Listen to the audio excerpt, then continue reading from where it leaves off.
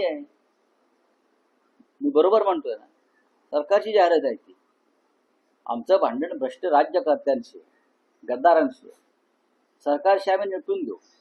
तुम्ही उद्धव ठाकरेंची मुलाखत घेतली आहे. 19 आणि 20 तारखेला एक मुलाखत प्रसिद्ध होते. त्याआधी तुम्ही जो टीजर समाज माध्यमांवर प्रसिद्ध केलाय, त्या उद्धव ठाकरे असं म्हणतात की राज ठाकरे आपल्या सोबतच आहेत.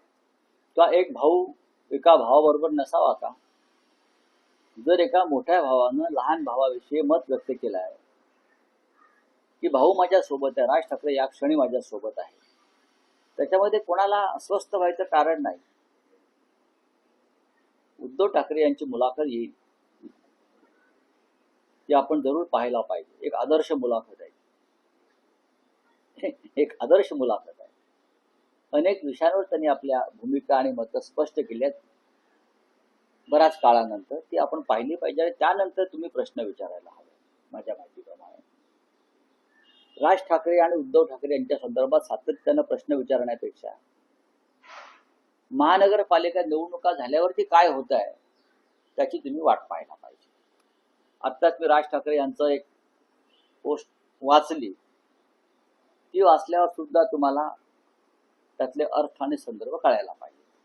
नाही, पण राऊसाहेब, एकीकडे उद्धव संदर्भात सातत्यानं प्रश्न विचारण्यापेक्षा महानगरपालिका निवडणुका झाल्यावरती काय होत आहे त्याची तुम्ही वाट पाहायला पाहिजे. आत्ताच मी राज ठाकरे यांचं एक पोस्ट वाचली. ती वाचल्यावर सुद्धा तुम्हाला त्यातले अर्थ आणि संदर्भ कळायला पाहिजे.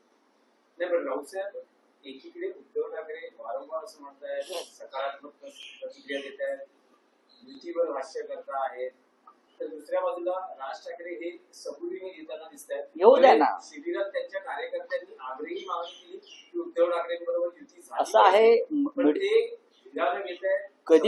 कधीतरी मीडियानं या विषयाला पूर्णविराम दिला पाहिजे. काही का जर राज ठाकरे असं म्हणतायत अद्याप